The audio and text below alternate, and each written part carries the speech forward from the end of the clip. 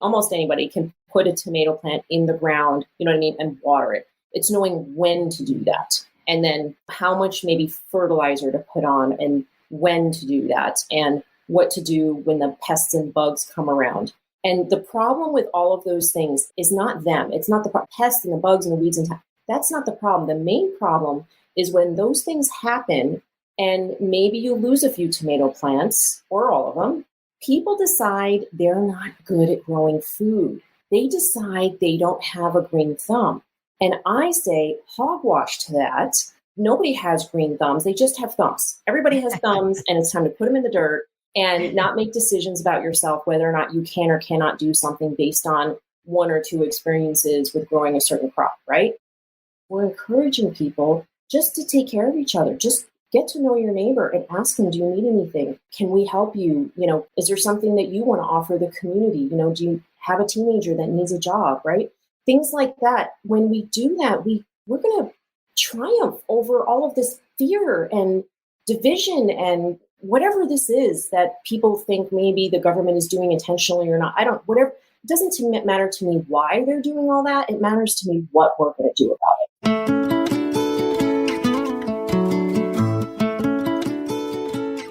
From the Weston A. Price Foundation, welcome to the Wise Traditions podcast for wise traditions in food, farming, and the healing arts. We are your source for scientific knowledge and traditional wisdom to help you achieve optimal health.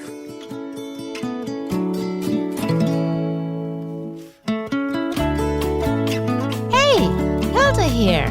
What would it look like if we worked together with our neighbors to foster food independence, build stronger communities, and improve our health? This is episode 376, and our guest today is Zen Honeycutt. Zen is the founding executive director of Moms Across America, a group that raises awareness about GMOs and toxins in the food supply. Zen is also the force behind a new idea that can help us join hands with our neighbors to grow food for our families and those around us, ensuring food access for all, which is especially important in times like these. Today, Zen explains the idea behind her pilot program, the Neighborhood Food Network, and how she and Moms Across America hope it will empower people to get growing their own food.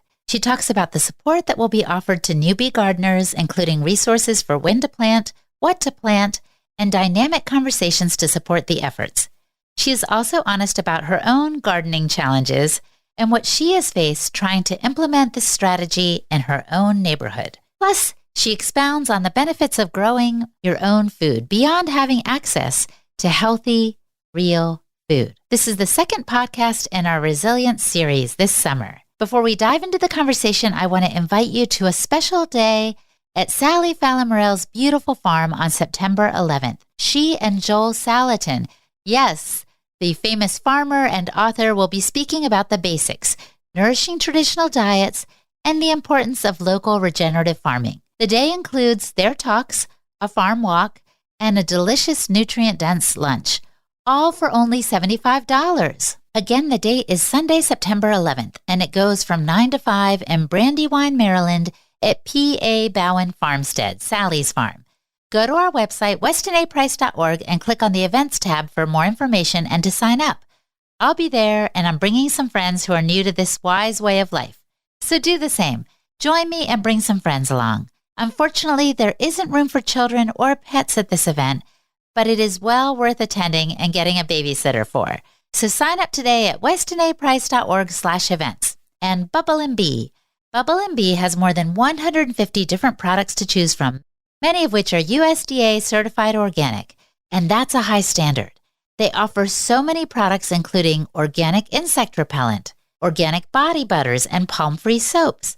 They've got facial cleansers, lip balms, and more. And Bubble & Bee offers the world's largest line of USDA certified organic deodorants for all skin types, including Pit Putty and Pit Perfect. I love those names. They've got natural salt scrubs and shampoos with none of the bad stuff. Our family really enjoys these products. And if you have a question about anything that they offer, you can email the owner of Bubble & Bee directly. It's customer service that can't be beat. So go to Bubble & Bee now at bubbleandbee.com and use the code WISE for 15% off your purchases. Again, that's bubbleandbee.com and the code WISE. This is Holistic Hilda, and you're listening to Wise Traditions. Welcome to Wise Traditions, Zen. Oh, thank you so much, Hilda. And thank you so much to your audience. This is fun. I love it. Well, I'm excited to talk about growing food. And I know you moved to a place where you now have some land. And you were telling me that you've started a Three Sisters garden. What does that even mean? It's actually a Native American, indigenous people to the United States tradition and perhaps South America as well. I'm not sure. But what they do is they plant on mounds and they plant corn, 3 or 4 of the same type of corn. And then they plant squash around the corn so that it prevents like little raccoon feet. Because you know how squash is prickly? And so raccoons don't like to walk on it. So that it prevents them from getting to the corn. And it also is a great ground cover. So it prevents weeds. And then after the corn has grown up for a little bit, maybe, 6 inches or something like that, then they plant the beans, and the pole runner beans climb up the corn, and they use that as a natural trellis. So it's 3 sisters working in harmony, right, to grow food together. And the beans put nitrogen in the soil, which corn is a nitrogen-hungry crop. And so they all work together to grow in harmony. And it's a really beautiful tradition from Native Americans. Well, this is a beautiful starting point for our conversation because you have a new emphasis with this neighborhood food network of having people work together in harmony to grow our own food. Now, I know you've been in the Moms Across America group, the head of it, for a while, and you all have been focused on removing toxins like glyphosate from our food. Why this shift to growing our own food? Well, that's a great question. Yes, we have for 10 years now, Moms Across America. We call ourselves a national coalition of unstoppable moms, right? But we really are for mothers and others. We provide actions and solutions to create healthy communities. But our focus has really been to transform the food industry and health in America and beyond. And while that is still important, and we have a whole testing program initiative that we invite people to donate to test the current food system, we have basically lost our patience with waiting for them to do something about, the government to do something about the food industry. And we're seeing that it's important to do something else as well, to be independent from the current food system.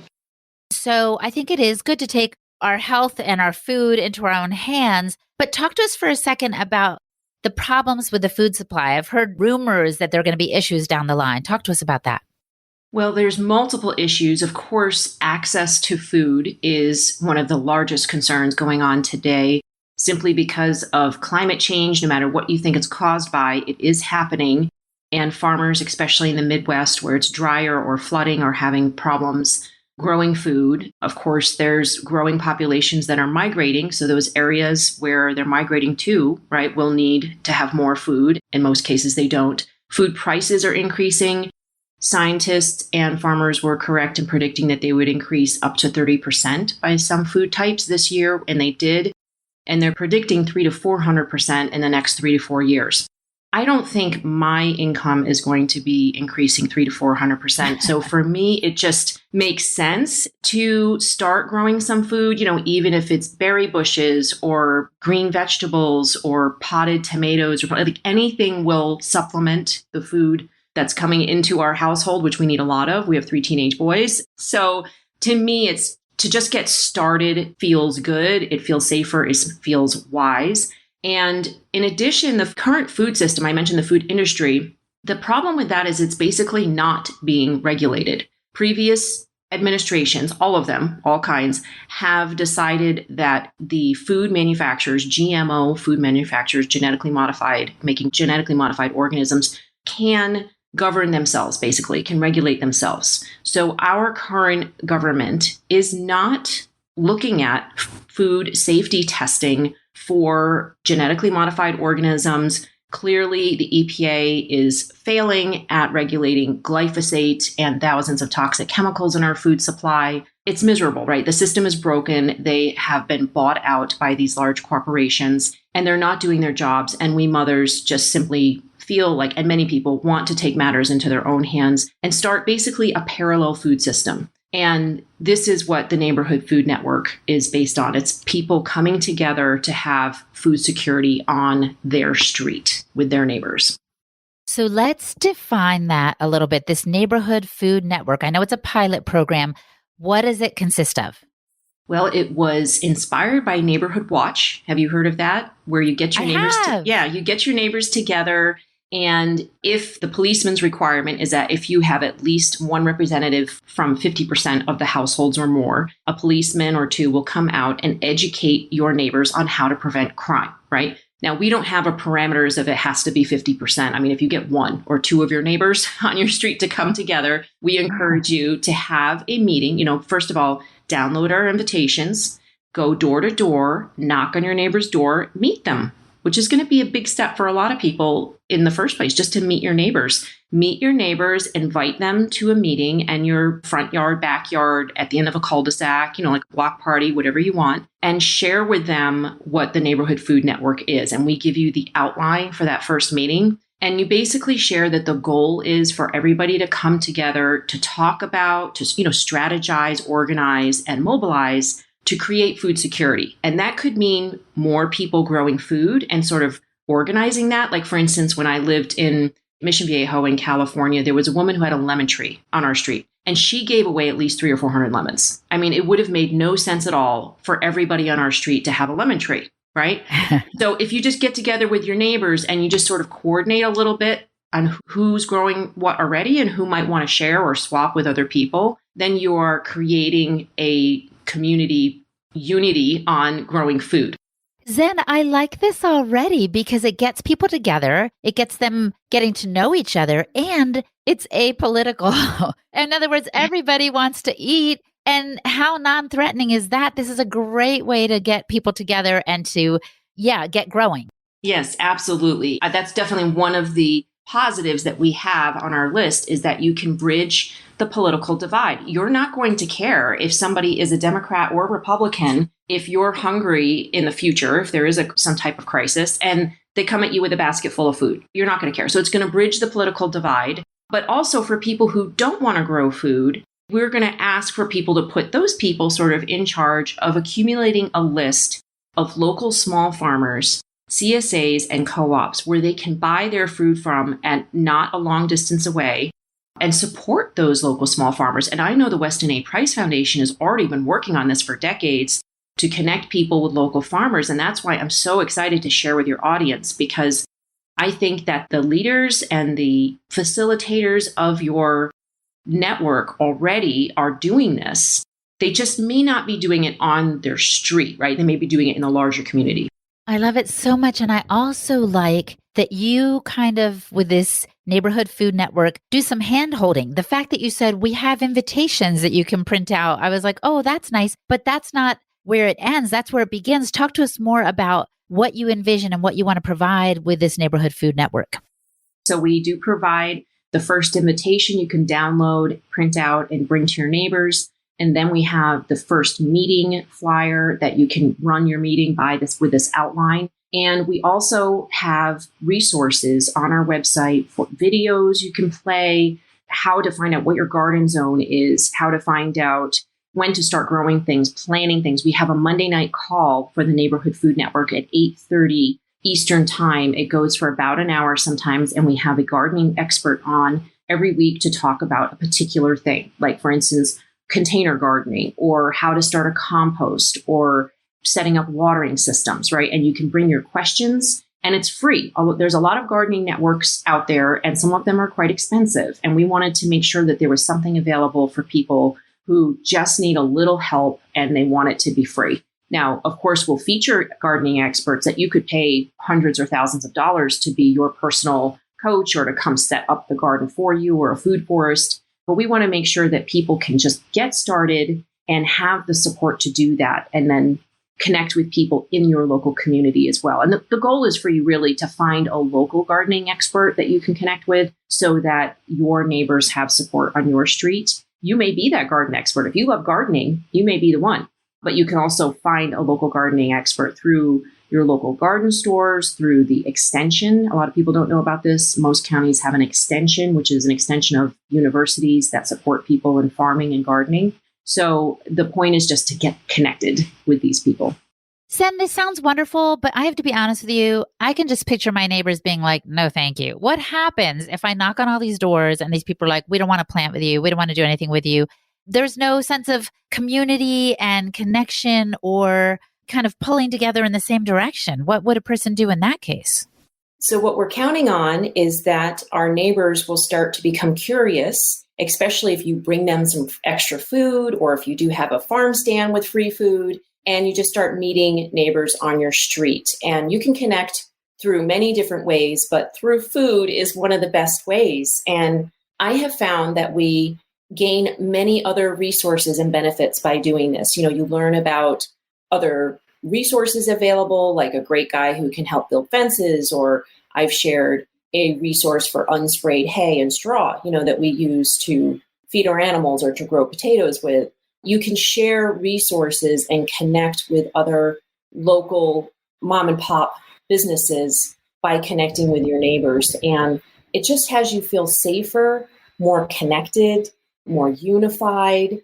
And that's what we need right now. We need hyper local compassion and creativity and unity. We need to stop looking for big government to solve all our problems, because they're actually causing way more problems than we need right now. Right? We need to look each other in the eye and share our experiences and share how we can help each other and benefit each other. I think that's what we need right now in the world. Well, and the other thing we need to actually make this work is land. Do you all have suggestions on how to find land to grow this food on? Yes. Well, actually, people can grow more food than you would think in a small amount of space. And there's a lot of the videos and resources that we will be showing that. Like, for instance, 20 potato plants are what needed for a family of 4 to get started. And you can grow quite a few of those tomatoes in like baskets or bags, things like that. And if you have a strawberry tower, you can quadruple, the number of strawberries that you produce. And you can also ask neighbors and churches and schools and community areas for land. And one lady shared with us that they found a piece of basically abandoned land, and they basically just started growing food on it. They kind of I don't encourage doing illegal things, but they basically just started growing food on it. And when somebody from the city eventually inquired about it, they said, well, we're already growing food here. It's benefiting the community. And they said, all right, we'll just let you have the land for $1 a year. As long as you have insurance, which I think it costs maybe $100 a year or something like that. And so there's lots of different ways to get land, and you can also grow vertically. You can grow on rooftops. You can grow on walls. You can put things that hang off of walls to grow food. So there's a lot of ways, and there are many people getting creative. They're growing in containers. I mean, I prefer to grow in the soil, but there are people growing vegetables and things like that with hydroponics, stacking them up inside of facilities and things like that as well. As you're talking, it's reminding me of the victory gardens during World War II, when there were food shortages and people were trying to ration their food so that there would be more for the soldiers, let's say. People were encouraged to plant gardens. There's something beautiful that can come out of a challenging time. Like you said, whether or not a crisis is about to come, what a wonderful gift for individuals and for communities to grow their own food. Absolutely. And it's creative, it's fun, it's fulfilling. I have to tell you, when I grew my first yellow squash, I held it up like a trophy and posted a picture on Facebook. And I was like, look, and people are like, Zen, it's a squash. And I'm like, yeah, but it's my squash. Like, it felt like such a triumph, because, you are nurturing that seed. I'm going out and watering it. I like to water it myself. I know I could put a timer on and just have a thing set up. Eventually, maybe I will. But I like that time. I do it in the evening and I see the fireflies come out. I have a neighbor that plays the flute. I get to see the plants growing. I get to pick the weeds and be connected with the earth. That is my balancing time and connecting time with nature. So I love that. And I want people to just start to experience the joy and the fulfillment that there is in growing your own food, and just see that it'll take off from there. It'll be so fulfilling and rewarding. Coming up, Zen explains the support her network hopes to offer to those who think they have no green thumbs. She also expands on the vision of the Food Neighborhood Network, to simply help us get reconnected with our neighbors face to face. You're listening to the Wise Traditions podcast from the Weston A. Price Foundation. We pause now to recognize our sponsors. Abundance Plus. Impending food shortages have been described as a slow-moving disaster, but this does not have to be your story. That's the emphasis of this podcast series on resilience, and Abundance Plus is another way to build that resilience and take control of the situation. You have the ability to move from shortage to abundance. At Abundance Plus, you can homestead and know that the Abundance Plus community is here to help. The team offers the inspiration to get you growing, the know-how to get you there, and the community to keep you there. Begin your homesteading journey right where you're at. Justin Rhodes and his team offer inspiration through the Netflix-style docuseries, which is so phenomenal and inspirational, I'm telling you. Vlogs that are ad-free, and exclusive contributor content from the leading experts in homesteading. There are also masterclasses, a fantastic learning library, and full courses from the leading experts in this field. So go right now to abundanceplus.com and check it out. The Abundance Plus community also has an exclusive social media platform. You can have your own curated timeline by joining groups, and there's no need to worry about the Facebook police censoring you. You can access the member map directory that allows you to search for other members in your own town, and it includes the ability to search for specialists in your area. Find a neighbor to help you on harvest day.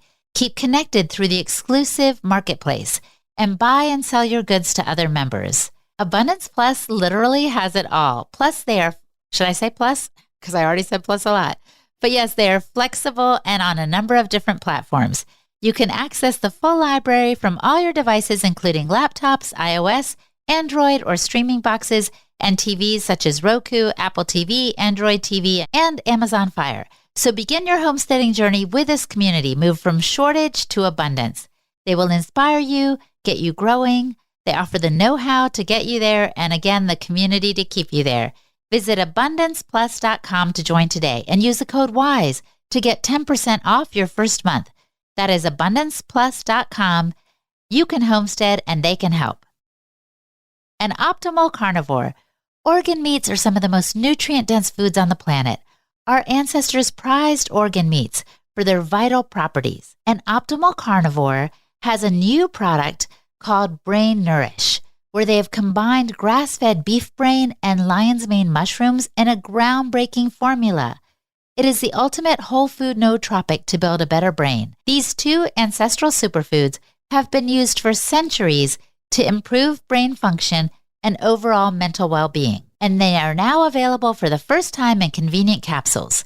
Studies have shown that both ingredients are remarkable at improving cognition and brain health, both in the short and long term. Guaranteed to have your brain firing on all cylinders for supreme focus, elevated mood, improved memory, greater clarity, and enhanced creativity. And there are so many benefits for your overall health, vitality, and longevity thanks to the highly nutritious superfood ingredients. Each serving has 1,500 milligrams of organic lion's mane and 1,500 milligrams of beef brain. They only use 100% real mushrooms, organic fruiting bodies, which are rigorously tested for active compounds. And the beef brain is sourced from the highest quality regenerative farms in New Zealand. The mission over at Optimal Carnivore is to make it easy for people to consume the most nutrient-dense foods on the planet. And they also plant one tree for every product sold, which helps the environment. So go to amazon.com/optimalcarnivore and use the code Weston10 to receive 10% off all products. They have a grass-fed organ complex that contains 9 organs, a grass-fed liver product, and the new Brain Nourish product that I just told you all about. So again, go to amazon.com/optimalcarnivore and use the code Weston10 at checkout. This is Holistic Hilda, and you're listening to Wise Traditions. And that's not to say there won't be perhaps some obstacles in the way or challenges, which is why you have this regular Zoom calls and things scheduled to help people, because you mentioned early on the thing about garden zones. It's important to know what will actually grow where you live, right? In other words, some regions are more arid than others and so forth. Yes. And the garden zones is mostly about timing. And so what we are working on in this pilot program is gathering the data to have a downloadable event that you put in your calendar for every month for what needs to be done in that garden zone. So it could just, with a click, it can just automatically go in your Google Calendar or your Outlook calendar on the first of the month. And it says, okay, this is the time when you start, for instance, start your tomatoes or peppers indoors if you want to do that, right? If you don't want to do that and you just want to buy your tomatoes and peppers starts, the 3 or 4 inch plants in, say, May or whenever you plant them, you can do that. You do pay more. You do pay $3 or $4 per plant versus $3 for a whole pack of seeds. But this timing and knowing your garden zone and having a timing, we're going to be making it easier for you to know what to do when. Because for me, I find that that's the biggest struggle, is not really, like, almost anybody can put a tomato plant in the ground, and water it. It's knowing when to do that. And then how much maybe fertilizer to put on and when to do that and what to do when the pests and bugs come around. And the problem with all of those things is not them. It's not the pests and the bugs and the weeds that's not the problem. The main problem is when those things happen and maybe you lose a few tomato plants or all of them. People decide they're not good at growing food. They decide they don't have a green thumb. And I say, hogwash to that. Nobody has green thumbs. They just have thumbs. Everybody has thumbs, and it's time to put them in the dirt and not make decisions about yourself, whether or not you can or cannot do something based on 1 or 2 experiences with growing a certain crop, right? Well, maybe you grow that crop in a different place. Maybe you plant it a little earlier, or maybe you only plant that in the fall, because in the fall, you have a lot less pests and bugs and weeds. So, you know what I mean? And a lot of people don't think about growing a fall crop, planting kale and cabbage and lettuce in the ground in September. People think, oh, it's done, it's over. No, you can get a great fall/winter, early spring crop because there's not as many pests. So there's just so much to learn about it. That's what I was going to say. Yeah. It's so interesting and there's so much to learn. But I want to ask another skeptical question now, Zen. Mm-hmm. Surely some strawberries and some squash and some kale wouldn't be enough to help my family survive during some kind of food crisis, or would it? Well, here's the thing. Any food that you can get, especially for free during a food crisis, is going to help your family survive. And in fact, if there is a crisis, let's say, for instance, a gas pipeline is hacked, which has happened in my area, and gas was in a major shortage for 2 weeks. What if that extended out to 2 months? What if there was a nationwide hack on gas pipelines or power outage and grocery stores just didn't have food? I mean, for instance, I know that in Florida, when my team members was out in California with me, her husband was stuck, at the house with their son when there was a major hurricane. She said that within 3 days, they basically had no more food in the house. I mean, they might have had some pantry items, some crackers or something, right? But they didn't have meal food in the house because the refrigerator was out. Everything had spoiled. And so the only place that had actual food was McDonald's. Like the grocery stores, something had failed there, or they were all sold out or whatever. And she said, I am very concerned about if there was a longer power outage. What would people do? Where would they go? So the fact is that the only way we are going to survive in that type of crisis is if we do have access to local food. And if you start planting some sweet potatoes in the ground, you don't have to harvest those at certain times. You can just leave them in the ground. And in fact, they're a beautiful ground cover. I mean, you don't have to mow. If you've got a front lawn of sweet potatoes, you don't have to mow. And you've got free food, highly nutritious, packed with nutrients. It's a great meal, and it grows well with other types of crops as well. If you check out, for instance, say TikTok, and we're going to be putting these videos on our website, theneighborhoodfoodnetwork.com as well. There's a guy in, I think it's Santa Cruz, who has a front yard. I believe he's a 64-year-old man. And in that front yard, he grows enough vegetables to have a 60-something person CSA. Now, it might be 80 people. So he has tons of vegetables in his front yard. It's just an average size front yard. So if you think about space and utilizing that space to the maximum capacity, you could be growing sweet potatoes and kale and all kinds of vegetables in your front yard. And I promise you, once you start to grow food, you're going to have too much. You're going to need to learn how to preserve and to dry, dehydrate, or preserve or freeze that food. and you will have an abundance. I mean, there are jokes that go up on the Facebook pages about, where people are growing foods that like people are shoving zucchinis into people's cars before they leave. They're leaving boxes of zucchinis, the Amazon boxes on the front porch so somebody will steal them and take away their zucchinis. Like once you start growing food, you will have more than you need. And that's why people share and feel so good about growing food, because you end up with enough to give away. So any food that you start growing, to answer your question, will support your family in a time of crisis. And once you start growing food, I believe you will find that it gets, easier and easier and more fun and more rewarding. Well, Zen, you've really inspired me, and all of this sounds wonderful. Now I have to ask a practical question for you as you're organizing this neighborhood food network. Where's the money coming from? Because if you're offering these resources for free, how are you going to sustain what you're doing on your end? Well, that is challenging, but we have had some wonderful supporters in the past that we hope, and they've said they're going to continue to support us so we can continue running. We are on a shoestring budget, but we do ask, it would be wonderful if people who participated donated anywhere from $3 to $10 a month. That would make a huge difference for us. We're not asking for $130 something for a program up front. We're not asking for $5,000 like some of the food forest planners ask for. Many of these coordinators and consultants worth their money, do require hundreds or thousands of dollars to get started. We're for the people that want to do it themselves. They want some support, and they're willing to be able to, hopefully, if they can, invest a little bit of money each month. And if you do that, I believe it's on our About page under Donate, our graphic designer, who is practically a volunteer, she is working a little bit, she does get paid a little bit for us, but has agreed to make a neighborhood food network sort of calling card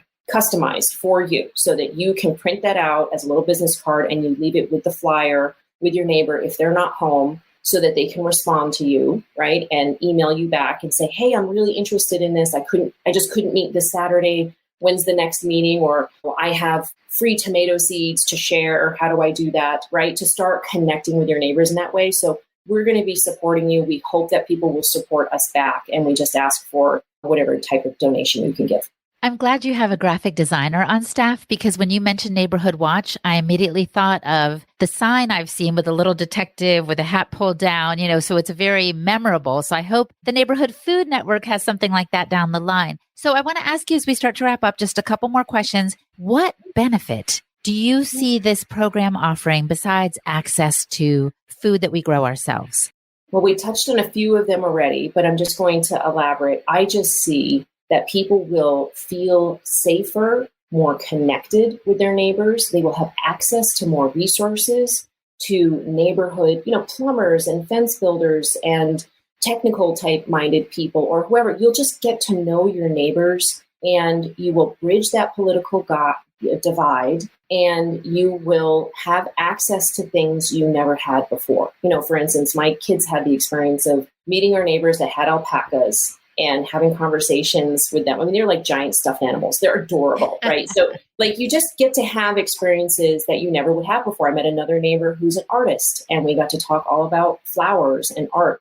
That's what we need right now, is to be more connected, not disconnected. We need more compassion, less political divide. We need more generosity and less focus on just prepping and hoarding and being afraid of our neighbors. I mean, aren't you all tired of being afraid? Well, if you're tired of being afraid, what are you going to do about it? This program will support you to get connected with your neighbors and to create that connection that erases and eliminates fear. That's what I see. And I want a world that works. I want a world for my kids where they can go down the street and they know the neighbors and they're sharing tomatoes with them or making sure everybody's okay. And I have to say, one of the main inspirations for this was this comedian named Jade Adams. And she is on an Amazon series called Serious Black Jumper. And she is a heavyset woman that experienced a lot of harassment. And so her main message is compassion. And when she speaks, people listen. And one person said to her, Jade, you should run for parliament. She's in the UK. And she said, no. We don't need more leaders. We just need more people, a whole heck of a lot of people who are willing to make sure that everybody else is all right. We just need to take care of each other. And so when you look at this program through that lens, that's what we're doing is we're encouraging people just to take care of each other. Just get to know your neighbor and ask them, do you need anything? Can we help you? Is there something that you want to offer the community? Do you have a teenager that needs a job, right?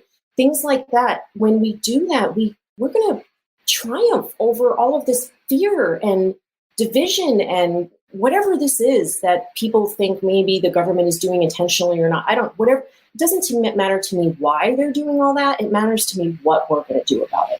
Wow. Well, I love your vision. I feel like compassion, connection, love will win over fear. And thank you for setting this up. We will definitely put a link in the show description and also in the show notes and the transcription and everything to where folks can find your neighborhood food network and get on that website, get on these calls, get these resources. It sounds amazing, Zen.